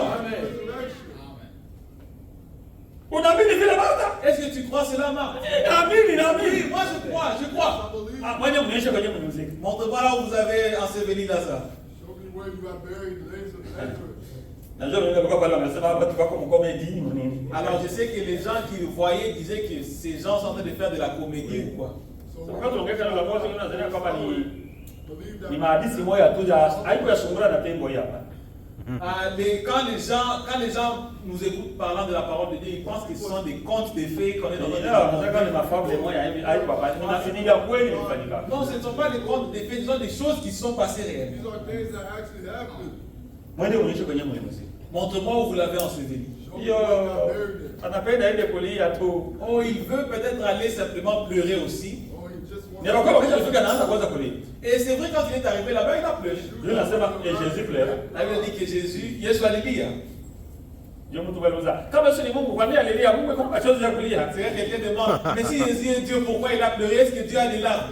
God, what did he Yesu ni mtu mia kwa mia. Jésus était homme à 100%. Tunaamini kile kitu Yesu alikuwa ni Mungu Croyons mia kwa cela. mia. Jésus était homme à 100%. Vile vile De même aussi, Yesu alikuwa Mungu mia kwa mia. Jésus était aussi Dieu à 100%. Mwenye alilia C'est lui qui a pleuré. ni mtu na huzuni ya kimtu alilia. C'est l'homme avec la tristesse humaine qui l'a amené Na à Biblia pleurer. inasema kwamba hakukuwa analilia Lazaro. Le prophète dit qu'il ne pleurait pas pour Lazare. Alikuwa analilia jambo ambalo lilifanyika Mwedeni. Il pleurait pour ce qui est arrivé à ceux qui étaient arrivés en Éden. Kama hiki kitu hakingalifanyika kama watu wangelitii sauti yangu. Disant que s'ils avaient écouté ma voix, ceci n'allait jamais arriver. Kama watu wangelichagula mtu wa uzima waache kuchagula ya connaissance. S'ils avaient choisi l'arbre de la vie et non l'arbre de la connaissance du bien et Hii du kitu mal, haingalifika huko kote. ceci n'allait jamais arriver. Yesu akalia. Jésus a pleuré. Yesu mtu akalia. L'homme a pleuré. The man cried. Mtu L'homme, akwambia mtoshe jiwe. il a dit, ouvrez, sortez la, enlevez la pierre. He said, remove the rocks. Mtu anataka kufanya nini? Mais qu'est-ce qu'il veut faire ce Mtu monsieur? anataka kumwangalia kwa sababu leo tuko na zoezi kama mtu anakufa. Peut-être il veut le voir parce que nous avons l'habitude ici chez nous, si quelqu'un est mort, Banafungula kama ni sanduku kidogo mwende muangalie sura ya on mtu. peut ouvrir un peu, on peut ouvrir, Muangalie pour la dernière fois. on peut ouvrir un peu le Pour le cercueil voir pour la dernière fois. pour le voir pour la dernière fois. Peut-être elle n'a pas une kuangalia pour la dernière fois. Ah, peut-être qu'il veut le voir pour la dernière fois. Maître, hata kutaangalia tena ni alishaanza kunuka. Maître, mais qu'est-ce que vous allez voir? Il sent déjà. Il est Tunafungula décomposé. zile juu hapa si wote tutakimbia na harufu. Si on ouvrait ici, tous on va fuir à cause de Mimi l'odeur. nasema muondoe jiwe. Mais je vous ai dit d'enlever le roc. Mungu anapenda kazi yake na sisi tuparticipe. Dieu veut que dans son œuvre, nous aussi, nous y participons. Kazi ya kwetu alikuwa haiko yeye ndio atakayofanya. Ce n'est pas lui qui fera notre part. He's not the one who will take our Kama hivi ndivyo tunajenga. Comme C'est nous comme construisons. tunajenga. C'est comme on est en train de construire ici. It is like we're building here. Mungu anatupatia mwili tunatumika. Dieu nous donne le corps, la santé, on travaille. God gives us the body Naanza pata as pesa. we work. On reçoit de l'argent. We receive money. Mnachunga Mungu ashushe tena pesa kwa kutolipia nyumba. Vous attendez que Dieu sorte encore l'argent du ciel When we're pour waiting for the Kienye kiko kwa uwezo yetu ni sio kukifanya ni si. ce qui est dans notre capacité, c'est à nous de le what faire. is in our capacity. Sio kama tena mzuri. C'est parce que Kama kiko kwa uwezo yetu ni si kukifanya si. si c'est dans notre capacité, c'est notre responsabilité de le faire. Tuwezi kuomba Mungu yeye tuko na uwezo wa kufanya. On ne peut pas demander à Dieu ce que l'on peut Ni faire. kama vile ndugu anaweza kuwa mshida. C'est comme si le frère a une difficulté. Anakosa pesa za kulipa rent. Le frère n'a pas d'argent pour payer son loyer. Sasa naomba Mungu patie ndugu. Est-ce qu'on va aller prier, Dieu donne au frère l'argent de payer le loyer? Frère il leta 50. Frère, il dit tu amènes 50 Frère dollars. leta 100. Frère, amène 100 dollars. Ndugu wewe lipa. Le frère va payer ton loyer. Mungu anashibia. Dieu a répondu. God has already answered. Kiko kwa uwezo yetu. C'est dans notre capacité. It's in our capacity. Sio kwa leo Je mzuri. ne sais pas si vous suivez bien. I don't know if you follow. Kama vile mjua kila kitu. C'est ainsi. Vous Ndio devez unakosa savoir. rent, tu peux naambia pastor. Si tu as manqué l'argent de payer le Kama loyer, kweli kwa unakosa. si tu as manqué, tu as manqué. Unahakisha kwamba ulikosa kwa kweli. Et tu es sûr que tu as Ambia manqué. pastor. Parle-en au pasteur. Speak to the Ndio yako familia uko nayo. C'est lui la famille que tu as ici. He's the family that Mimi watanifunza watoto yangu. Moi, on va me chasser avec mes enfants. Mwangalie kufanya. Chercher, je ne sais pas ce que vous allez Na faire. atakuwa atatutisha si wote. Et il va venir vous parler tous ici. Hautakuwa nani? Kwanza haitakuwa nani mwenye ataleta. Ça ne sera pas qui va donner. Ni urgence. C'est une urgence. Magonjwa inakuwa tofauti ndio vile. Il y a des différentes maladies. Uko mgonjwa inaomba appointment. Il y a une maladie qui demande que tu prennes un rendez-vous. Juzi niliombea mke wangu appointment kwa msuma mpaka November. Récemment, j'ai pris un rendez-vous pour ma femme. On l'a donné un rendez-vous du mois de novembre. took immediately. Lakini emergency pale pale ukiita banaleta gari. L'urgence, vous appelez là même, l'ambulance vient à la maison. Wakati ndio kwa ile point ni urgence. Quand tu arrives à ce point-là, c'est une urgence. Mwe urgence inavunjaka ordre zingine zote. L'urgence brise tous les protocoles. Unajua kile kitu? Est-ce que vous savez cela? Utakuwa na papier. Ndio kuomba zako ni ngapi? Ah, mais jamais les papiers frères au matin, il va donner combien? Have the paper. Aliko tena kwa namba leta ya On ne kwako. va pas aller loin. Amène ce que tu vas donner. Go forward, bring what you will bring. Jebo na mkiona vinafanyika sasa sema hivi imetoka wapi? C'est vrai que si vous voyez cela arriver, ne vous demandez pas, mais ceci vient d'où? Na ingine kitu. Et une autre chose, What Ni you watu tulitoka makutano tofauti tofauti. nous sommes des gens qui viennent des différentes Assemblées. assemblées. Kila mtu anataka hii makutano fanane na makutano yake mwenyewe. Chacun veut que cette assemblée ressemble à l'assemblée d'où il vient. Each one of us want the assembly. Makutano ya Indiana wanataka kufanya ya zalika. Tu veux que l'assemblée d'Indiana ressemble à l'assemblée des Aleka. Itoke ifanane ya Lubumbashi. Ou que ça ressemble à l'assemblée de Ifanane ya Kinshasa. Kinshasa. Ou que ça ressemble à l'assemblée de Kinshasa. Haiwezi kama C'est impossible, ça ne peut pas. Hii inaitwa makutano ya Indianapolis. Ceci est l'assemblée d'Indianapolis. City of Indiana. Iko na hali yake. Ça, son propre Iko na endroit. sehemu yake ya nguvu Ça, ses points forts. na iko na sehemu yake ya madhaifu. Ça aussi, des points faibles. Ndio vile vile wakati mambo ilikuwa. C'est comme ça que les choses ont Hata toujours Paul été. ndio maana Paul anataka kuandika mabarua. C'est vrai, vous voyez que quand Paul écrivait, Jinsi aliandikia wa Korinto iko ndio vile aliandikia wa Kolosai. comme il a écrit aux Corinthiens, ce n'est pas de la même manière qu'il a écrit aux Colossiens. Wakati anaandika Korinto anasema kwamba mko babebe mngao mnakunywa maziwa. Quand il a écrit aux Corinthiens, il dit que vous êtes encore des bébés. Kanisa la désordre linaomba correction kila wakati. L'église, beaucoup de désordre, ça demandait des Lakini kwa corrections. Kolosai Mais aux Colossiens, anasema kwamba ninyi mnakomana haraka mko na nguvu. il dit que vous grandissez rapidement, vous êtes forts. Na ndio maana katika barua kwenye Paulo alifungua masiri makubwa. C'est-à-dire que dans l'épître que Paul a révélé beaucoup de Ni secrets, katika kwa Kolosai. c'est aux Colossiens. Anafungua masiri kuhusu Yesu. Il a ouvert des mystères concernant Jésus. Anaona anafungua hizo masiri kwa sababu ninyi mnakomana. Il a dit, je vous parle de ces mystères parce que Mungu vous avez anashughuli grandi, mnaendelea.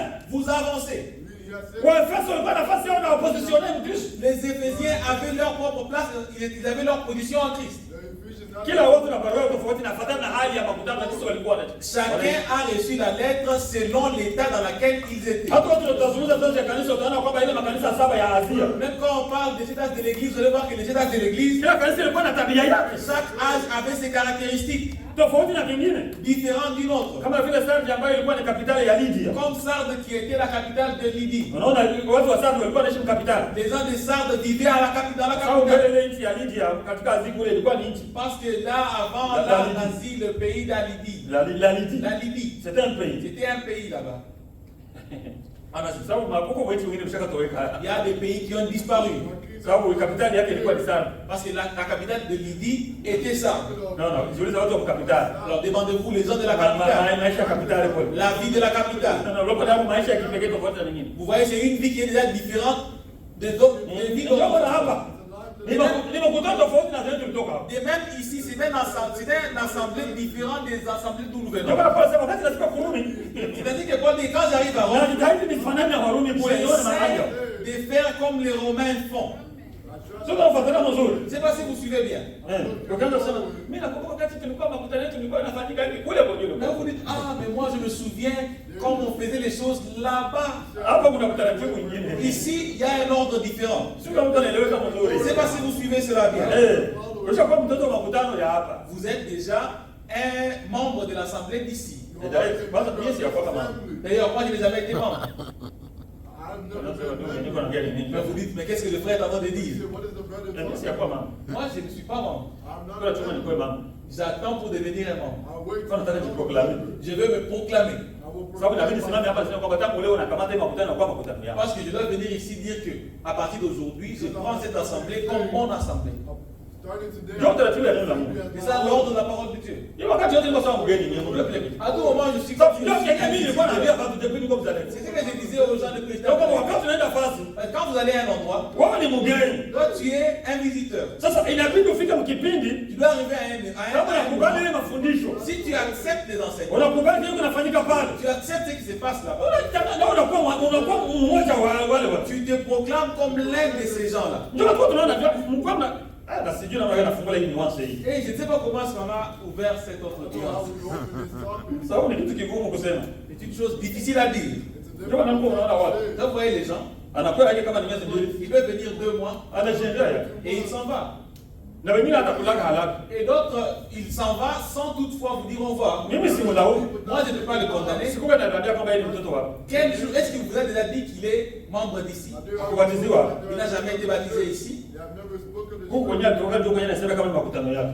D'où il vient, c'est là où c'était proclamé que c'est Ndio kwenye anaconsidera kama ndio makutano. c'est là qu'il Alikuwa anaishi tu hapa temporairement tu jua kuna nafasi nyingine kusanyika na wengine watakatifu. il vivait ici, il s'est assemblé avec d'autres saints temporairement. Lakini hakujitambulisha kama vile mwamini kusema kwamba tangu hapa naitwa kusema kwamba ndio makutano yake hapa atashuhudia mvyote. Mais il ne s'était pas identifié comme membre d'ici et qu'il va soutenir cette œuvre.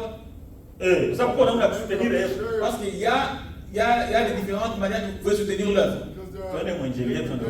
On va rentrer dans notre évangile. Ndio maana kama unataka Mais je demande aux gens, kama unafika makutano. si vous arrivez dans une assemblée Unajua kwamba ulihama. et vous savez que vous venez d'un autre endroit Sio kwamba unafika ile et sehemu. que vous arrivez là-bas, Unasikiliza neno la Mungu. vous écoutez la parole de Dieu, Ungali uko mgeni. vous êtes encore visiteur. you are still visitors. Ukishafika pale, Et si vous arrivez là-bas naona kwamba kile kitu kama tunakiamini. et vous voyez que ce qui est là réellement vous le croyez, Ujitangaze kwamba wewe unakuwa mwanamemba wa ile. proclamez-vous comme membre de cette Yourself église. as a member of a church. Tambulishe kama vile mwanamemba. Identifiez-vous comme membre. Identify yourself as a member. Usibakie mgeni hapa. Ne restez pas visiteur. Do not stay as a visitor. Je sais que cela va amener beaucoup de questions, mais on va arrêter d'abord sur cela. C'est la vérité de la parole de Dieu. Si vous devenez membre, vous avez un rôle à accomplir. You have a role to accomplish. Parce qu'il n'est pas possible Because it is not possible que tu deviennes notre diacre. that you become Puis, après 2 jours, tu t'en vas. 2 days, you go. Il n'y a pas de revoir. There's no goodbye. Qu'est-ce que ça veut dire? What does that mean? Nous ne savons pas ce qu'on est en train de faire. You do not know what we're doing. Parce que si vous êtes diacre, Because if you're a deacon, ce sont les piliers de l'église. it is the pinnacle of the church. Ce sont les piliers. Le travail que les diacres ont ici, c'est un grand travail. It's a grand word. Les gens pensent que c'est léger, c'est une grande High fonction. function of the word. Ce sont des grandes responsabilités. Savoir l'état de tout un chacun de nous ici. We know that are in charge of each Kama one kuko of us. mgonjwa na pasteur ndio watakuwa bien informé. S'il y a un malade parmi nous, les diacres et les pasteurs doivent être bien informés. Yaani yeye wanajua situation kila mmoja hapa. Ils savent la situation de toute personne ici. Nikisema ni mtu ambaye mnaamini sio kwamba ni mtoto wa makutano. Ça veut dire que c'est quelqu'un que vous croyez qu'il est réellement. Na yeye mwenyewe alishasema kwamba ile makutano ndio makutano yake. Et lui, il a proclamé que c'est là son assemblée. Anaamini kwamba ile ndio ishakuwa makutano Il voit yake. que c'est ça son véritable assemblée. Tunaangalia kusala tungali. Injili yetu ingalisema mbali sana. On est encore loin, on regarde le temps aussi. Muondoe jiwe. Enlevez la pierre. Move the rock. Wakati walitoa jiwe, Quand ils ont roulé la pierre, mwenyewe anataka fanya kazi, celui qui veut œuvrer, hana tena mtu. ce n'est plus l'homme. Anakuwa ni Mungu. Il devient Dieu.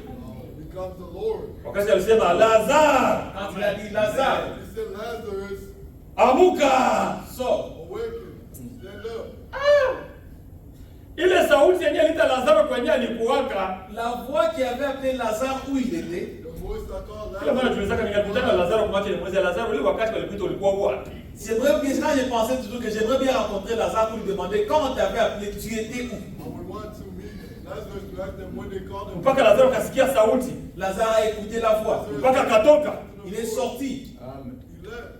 He came out. Ile sauti yenyewe ilita Lazaro La voix qui a appelé Lazare, haiko sauti ya mtu, ce n'est pas la voix d'un ni homme, sauti ya muumbaji wa c'est la Lazaro. voix du créateur de The Lazare. voice of the creator of Lazarus. Ni sauti ya Yesu mwenyewe kabla hajaita Lazaro. Jésus lui-même, avant d'appeler Lazare, Alikuwa ashasema kwamba wakati uko nakuja na ilishafika. il avait dit que le temps viendra et il est déjà.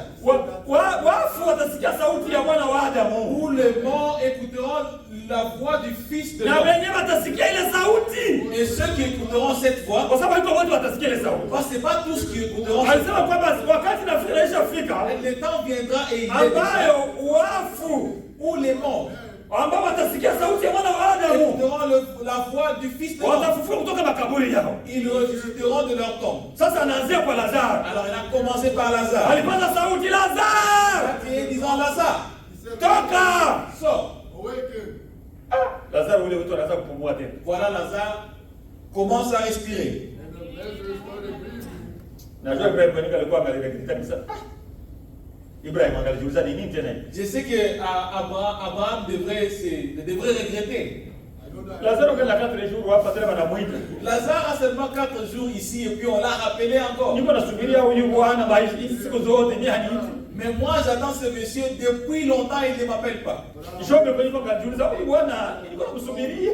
So vous pouvez dire, mais moi je t'attends aussi. Macho yangu ilimuona huyo. Mes yeux t'ont vu. My eyes have seen. Na aliita tena Lazaro kwa 4 jours. Mais il appelle Lazare qui n'a même pas Ana encore kwa entraîné. kaka muda kadogo na nyinyi mtoke. Non, il reste un peu de temps, je vais vous appeler aussi. Jamaa nakuja kidogo tu masiku kidogo. Dans quelques jours seulement, Just a few more. Wakati walimpatia kumsalaba, quand il est monté à la croix, When he went, alipaza tena sauti il a encore crié. mpaka na makaburi kafunguka. Là, les tombes se sont ouvertes. Haleluya! Amen. Ile sauti La même voix, tunaisubiria kwa hamu. nous l'attendons aussi. Italamusha wafu yetu Il va watoke. ressusciter nos morts. Uko sauti ya mshaka watu. Là, il y a des voix qui ressuscitent les Ni hommes. sauti ya Yesu Kristo. C'est la voix de Jésus-Christ. Wakati napaza sauti wafu wanalamuka. Il va crié, les morts ressuscitent. He will scream and the dead will be resurrected. Sasa hii ni hadithi. Alors, ça, c'est l'histoire. Sababu That ishapita. is history. Parce que c'est déjà passé. Je, alifulaka Lazaro tu afulaki tena watu wengine. Bon, est-ce que quand il a ressuscité Lazare, il n'a plus ressuscité d'autres personnes? Mpaka leo anafulaka watu. Jusqu'aujourd'hui, il continue à ressusciter les gens. Mpaka leo Mungu anafanyika mambo makubwa. Jusqu'aujourd'hui, Dieu continue à faire des grandes choses. The Lord is still doing great things. Mungu anafanya mambo mengi kizazi. Dieu fait des choses dans cet âge. God does things in this age. Huko ndugu mwenye tutemanya kaka alitutemanya wakati tulikuwa Malawi. Il y a un frère qui vous a témoigné quand on était au Malawi. There is a brother who gave a testimony in Kwa Malawi. ndugu hii communion Il dit, frère, cette communion, He said, brother, this ni commitment, kitu kikubwa sana. c'est une chose très grande. it's a grand thing. Sasa watu walikuwa wanazoea communion wakati wanatoka makutano wanaenda wanatembea huko. Alors les gens étaient habitués à la communion. Après la réunion, il allait visiter le frère. After the reunion, Huko dada mmoja naye alikuwa na roho moja ya uchoyo. Il y avait une sœur qui avait un esprit d'égoïsme. there was a sister who had a Wafre balisha kuya. Les frères sont déjà venus. Dada alikuwa shaanza tengeneza chakula tengenezea atayarishie watu. La sœur préparait la nourriture pour son mari. Ndugu mako nakumbuka ile story ya ndugu alitemanya kwa. Frère Michael, je ne sais pas si vous vous souvenez de l'histoire que le frère a témoigné au Malawi. Sasa kwamba ile wafanikia ile wakati mwa assemblée ya kwao. Alors c'était arrivé dans leur assemblée, Huko Kongo kule. au Congo. Alitemanya ile kitu Malawi kwamba ilifanyika Kongo. Ils ont témoigné que c'était passé au Congo. he had a testimony Sasa that wanatembelea ndugu pale. Alors ils ont visité le frère. so they went to visit Dada alishaanza kutengeneza chakula, alishaanza kupanga kumeza. La sœur en train de préparer la nourriture, elle rangeait déjà la table. Anasikia wanapiga hodi wa frère.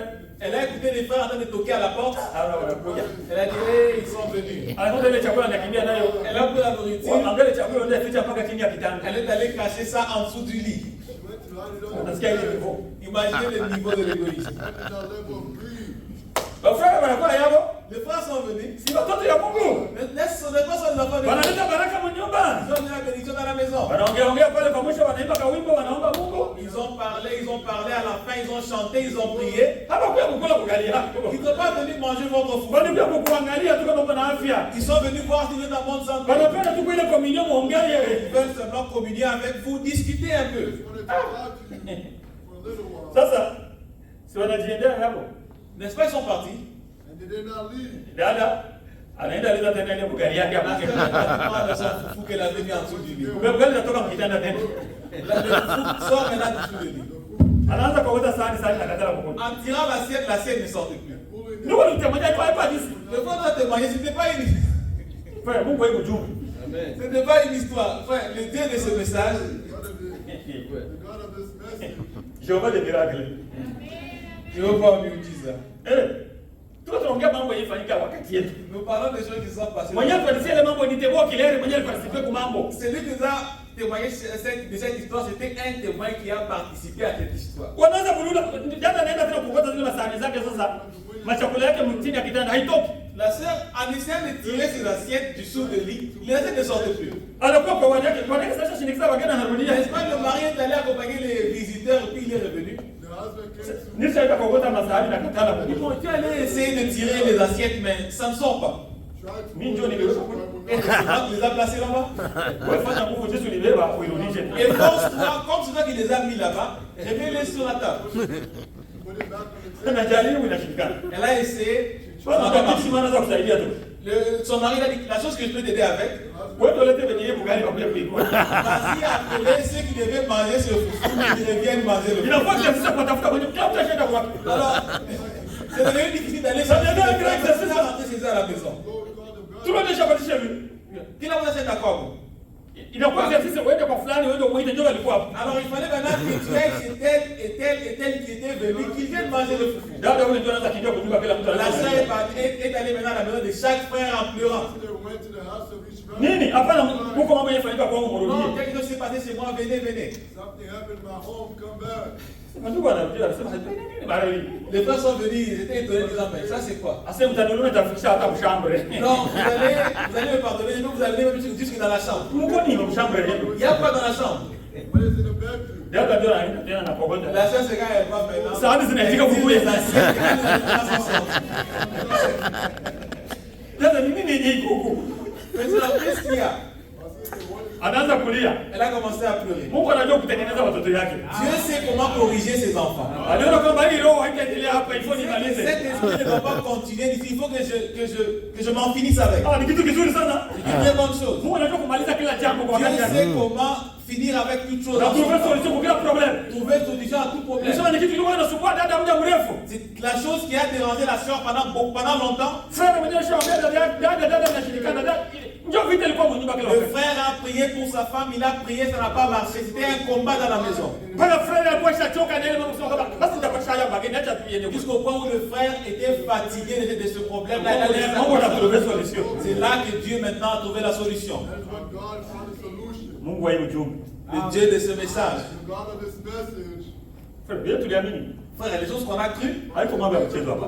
ce n'est pas la blague. Ni mambo ya kweli. Ce sont des choses vraies. Njoo tukikamata na seriosité. C'est-à-dire que nous le prenons avec Na sérieux, woga wa nguvu sana. avec grande crainte. With a great fear. Anaanza kutu. Elle a commencé à se repentir. Anaanza kulia. Elle a commencé à pleurer. Ndugu wanamwambia hii demo inatoka. Mungu alipenda hii demo itoke. Les frères ont prié, le démon est sorti. Dieu Na voulait que le démon ugali puisse sortir. yetu ipaka tumeza tena tunaikula. Et donnez-nous maintenant le foufou qu'on puisse manger. Sasa tunaenda naona nasinya nikule. Il n'y a plus de temps, je vois comme il signale déjà là-bas. Yesu Kristo yule jana leo natabela. Jésus-Christ est le même hier, aujourd'hui et éternellement. Hatukumwona tena kule. Tunapendaka hizi hadithi nazipendaka sana sana. Hao watu watatu wanapendaka hizi habari. J'aime bien cette histoire de ces trois personnages ici. J'aime bien ça.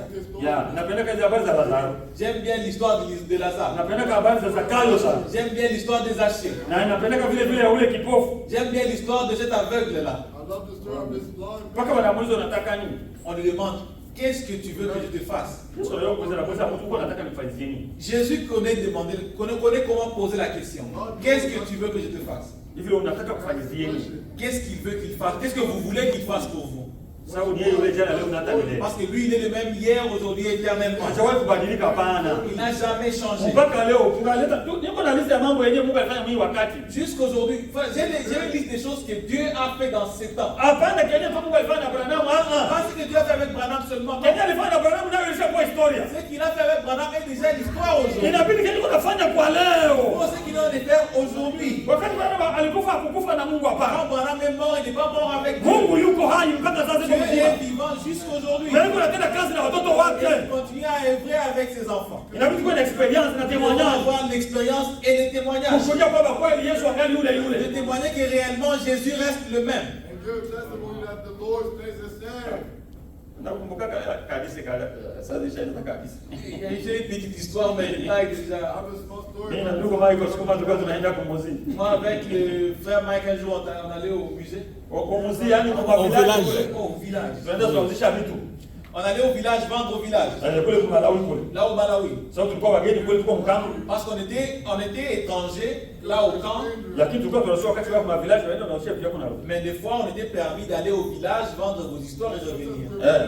Ndio tunatembeza makinga mpaka wenyewe naangalia ndio unajua natembea uko mlima moja hivi.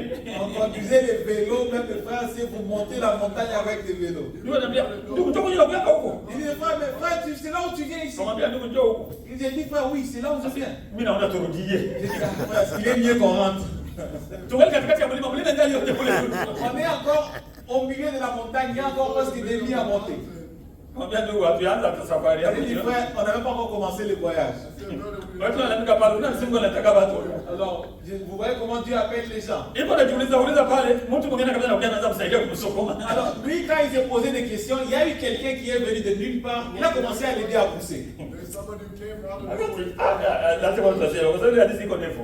C'est une longue histoire. Niliona kama mkono wa Mungu mwele mama. Mais j'avais vu la main de Dieu. Sababu la kulifika wa sehemu moja.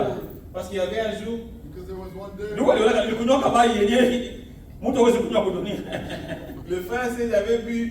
Ushakuwa mtu na kunywa Donc, je karibu pense- 5 litres pale pale Est-ce unaimaliza. que vous avez vu quelqu'un qui boit 5 litres Ndio yana hiyo sisi ndio kama hivi. d'eau? Mpaka wenye vipi wenye mwingine kanisa maji gani yeye unakunywa hivi. Maji unakunywa maji ya hivi. Les villageois m'ont demandé, mais comment est-ce que tu consommes une telle quantité d'eau? Bora tufika kama kabia ndugu kama ndio anakumbuka tuombe Mungu. Tiens, on est arrivé à la montagne, j'ai dit au frère, je ne sais pas s'il se rappelle, j'ai dit frère, prions d'abord. Ndio wakati tulipata response ya mambo yetu pale. C'est là qu'on a eu la réponse à notre problème. Tunapaka tupriere kidogo tu Mungu hii maisha mpaka wakati yake. On a fait la prière, on a dit Dieu, jusqu'à quand cette sorte de vie? Prayed and we asked God, so when we have this Na tangu ile wakati Et depuis ce moment-là, mambo ikaanza badilika. les choses ont commencé à changer. things have changed. Mungu ni mkuu. Dieu est grand. God is great. Inabidi tu tumwamini. Mais il faut seulement qu'on croie en lui. Ndio maana kwa wote ndio wako tusoma nasema kama unaamini. C'est vrai que dans toutes les histoires qu'on a lues, on posait la question, est-ce que tu crois? Kwa sababu kama unaamini yote inawezekana. Parce que si tu crois, tout est possible. Wacha kujiuliza shida yako ni kidogo. Faut pas vous troubler de votre problème, c'est un petit problème. Si par exemple tunaona kama ni kubwa ni kidogo sana. Nous, en tant qu'humains, on voit que c'est un grand problème, mais c'est un petit problème. Mungu abariki. Que le Seigneur vous It's bénisse. a great problem, but it is not. May the Lord bless you all. Onjo yake ya binafsi na Mungu. Parce que notre Dieu est vivant. Kwa sababu Mungu wetu yuko hai. Il faut que nous arrivions que même dans nos maisons, Inabidi tufike kiwango hata ndani ya nyumba zetu, que les enfants arrivent au point de dire, watoto wafike kiwango ya kusema nous avons un Dieu ici chez nous. ya kwamba tuna Mungu hapa kwetu Dans nyumbani. notre maison ici, Hapa ndani ya nyumba yetu, notre papa, baba yetu, notre maman, mama yetu, ici chez nous, hapa kwetu nous avons notre Dieu. kuna Mungu hapa. David a dit à Salomon, Dawidi aliambia Sulemani, n'oublie pas les dieux de ton père. usisahau Mungu ya Mungu wa baba yako. C'est-à-dire, dans chaque famille, Ina maana ndani ya il kila faut familia que toute la famille arrive à dire que ici chez nous, inabidi familia ifike kiwango nous kusema avons hapa notre kwetu Dieu. tuna Mungu wetu hapa. Il faut que la femme dise, Inabidi ici, mke aseme mon hapa mari kwetu a son Dieu. mume wangu ana Ici Mungu dans wake. notre maison, Hapa ndani ya nyumba il y yetu a- nous avons un Dieu. tuna Mungu. Il faut que les gens l'écoutent. Inabidi watu wamuonje, Pas un Dieu de l'histoire. sio Mungu wa Un historia, Dieu qui a passé des ans. Mungu mwenye ashafanya miaka Il mbili, est le même hier, aujourd'hui. lakini yeye ni ule ule jana leo mpaka milele. Il faut l'expérimenter. Inabidi umuonje, Que chacun puisse expérimenter son Dieu. kila umoja wetu aonje Mungu wake, Et quand vous l'avez expérimenté, na ukimwonja venez uje aussi na wewe nous pia fortifier utupe en nguvu témoignant de ce que Dieu a fait kwa pour toi. kushuhudia kwa kile ambacho Mungu anafanya ndani ya maisha yako. Les gens ne témoignent pas ici. Watu hawashuhudia, Testimony here. Mais si vous regardez ce que Dieu fait au milieu de lakini nous, ukiona vile c'est Mungu anafanya mauvais. kati yetu ni vya Mais les mingi, gens sont calmes. lakini watu wako kimya, Cela n'est pas bon. sio nzuri, Parce que quand vous témoignez, kwa sababu wakati vous unashuhudia fortifiez quelqu'un. unapatia mtu Et mwingine na que non, oh ici, notre Dieu agit. mtu anatambua kwamba C'est hapa pourquoi kwetu Mungu anatenda. Il est Kwa bon maana d'enlever Dieu dans l'histoire. ni vema kutoa Mungu ndani ya historia. Le Dieu, il n'est pas seulement le Dieu d'hier, Mungu sio tu Mungu wa il est jana, aussi le Dieu d'aujourd'hui. na yeye pia ni Mungu wa leo. Pas seulement il sera, Sio tu mais atakuwa, il est. lakini C'est yupo. pourquoi il dit je suis. Ndio maana anasema niko, Pas j'étais ou je serai, sio mais je suis. nilikuwa ama nitakuwa, lakini niko. Que Dieu nous bénisse. Mungu atubariki. C'est juste un rappel. Ni kumbusho tu. La semaine passée, on a fait une annonce. Wiki inapita tulifanya tangazo